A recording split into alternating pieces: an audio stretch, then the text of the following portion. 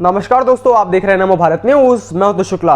दोस्तों, जिस बॉलीवुड के अंदर से अब तक यह खुलासे होते आ रहे थे कि बॉलीवुड के अंदर खान मार्केट, अंडरवर्ल्ड और दाऊद का प्रभुत्व हुआ करता है और उनके इशारों पर भारत के अंदर इस्लाम को प्रचारित किया जा रहा था और भारत के हिंदुओं के खिलाफ नफरत फैलाई जा रही थी। अब हालांकि ये चीजें जो थी वो बहुत छोटे लेवल पर होती थी, एकदम मिनिमल, लेकिन धीरे धीरे यह दर्शक पर अपने मानसिकता को पूरी तरीके से हावी कर लेती थी और इस वजह से अब बॉलीवुड के अंदर दाऊद और खान कंपनी को रिप्लेस करके चाइना ने अपना प्रभुत्व जमाना शुरू कर लिया है, या फिर यह कहें कि उसने अपना प्रभुत्व जमा भी लिया है।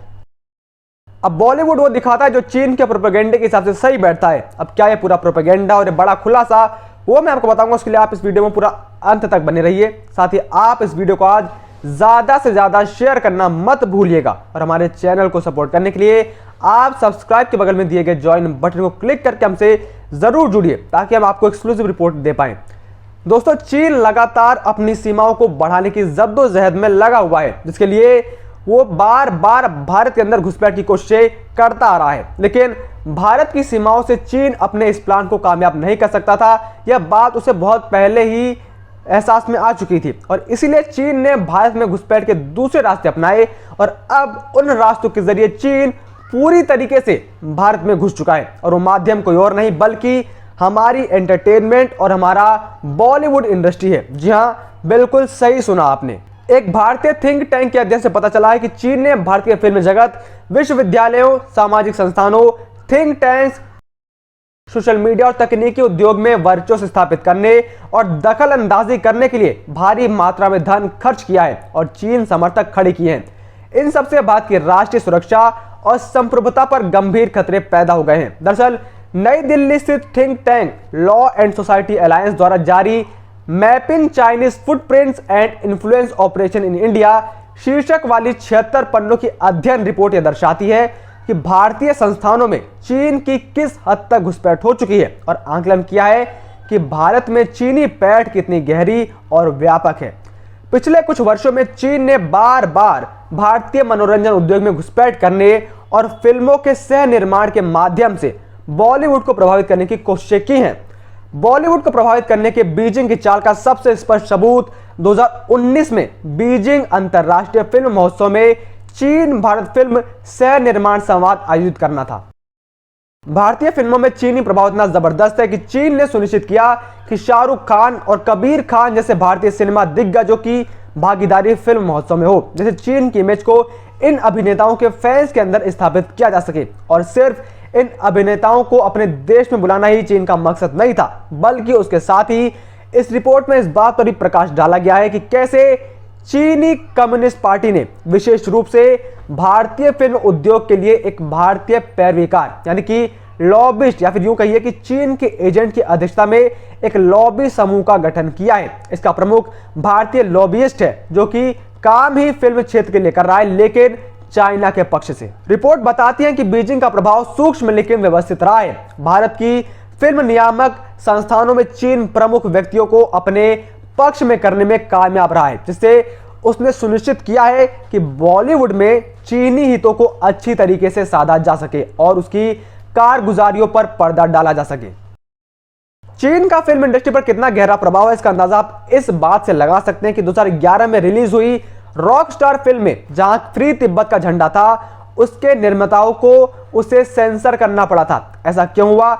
इसका जवाब चीन तिब्बत विवाद है। तिब्बत लंबे समय से अपनी आजादी की मांग कर रहा है, ये बात तो सबको पता है, मगर चीन उस पर अपना अधिकार जमाता रहता है। चीन का कहना है कि 13वीं शताब्दी में तिब्बत चीन का हिस्सा हुआ करता था, तो आज भी उस पर उन्हीं का हक है। हालांकि तिब्बती इस दावे को नहीं मानते, इसलिए फ्री तिब्बत की आवाज वहां से अक्सर सुनने को मिलती है। ऐसे में जब इस फिल्म में फ्री तिब्बत का दृश्य दिखाया गया तो यह फिल्म रिलीज के लिए पास ही नहीं हुई। बाद में जानकारी आई कि विवादित सीन को काट दिया गया है, इसीलिए फिल्म को यूए सर्टिफिकेट मिलता है। सेंसर बोर्ड की इस हरकत पर कई तिब्बती नाराज भी हुए थे और सीन को रिस्टोर करने की मांग भी की थी। यह चीन के प्रभुत्व को पूरी तरीके से बेनकाब कर देता है और चीन के उन सबलिमिनली मैसेज को भी पोल खोलता है जो भारत के दिमाग में चीन फीड करने की कोशिशें कर रहा है।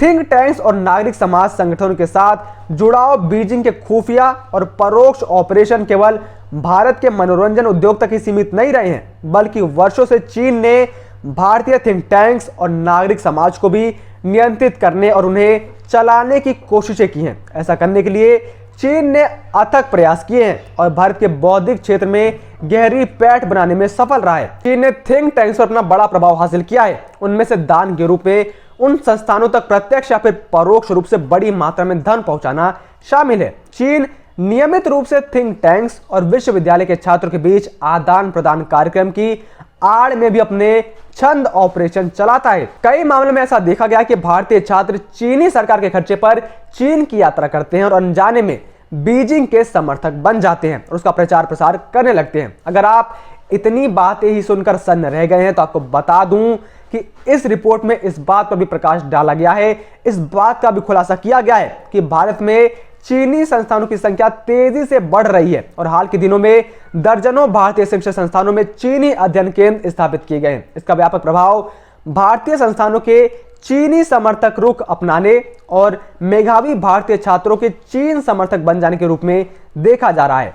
इसके साथ ही तेजी से बढ़ते भारत का तकनीकी क्षेत्र भी चीन के चंगुल से बच नहीं पाया है। 2015 से चीन और चीनी कंपनियों ने भारतीय तकनीकी क्षेत्र में करीब 7 अरब डॉलर का निवेश किया है। भारत में तकनीक की समझ रखने वाले युवा अपनी दिन प्रतिदिन की जरूरतों के लिए मोबाइल ऐप को दिनचर्या का अहम हिस्सा बना चुके हैं और ये उनके एक डेली रूटीन का भाग है। दुर्भाग्यवश चीनी प्रभाव की पहुंच इस क्षेत्र में भी पहुंच चुकी है, जो विशेष रूप से कई समाचार ऐप्स को भी नियंत्रित करने लगा है। भारत में शीर्ष 3 समाचार ऐप को चीनी फर्मों से कई मिलियन अमेरिकी डॉलर का बड़ा निवेश प्राप्त हुआ है। अब ऐसे में आखिर चीन यह क्यों कर रहा है, वो भी आपको समझना बेहद ही जरूरी है। दरअसल प्रत्यक्ष और परोक्ष निवेश के माध्यम से, जैसा कि मनोरंजन उद्योग और कन्फ्यूशियस संस्थानों के मामले में देखा गया है, सामाजिक राजनीति के क्षेत्र में प्रभाव के लिए बीजिंग कई तरीके की चालें लगातार चलकर भारतीय अर्थव्यवस्था और समाज में प्रवेश करने की कोशिशें कर रहा है, उनके लिए हाथ पांव मार रहा है।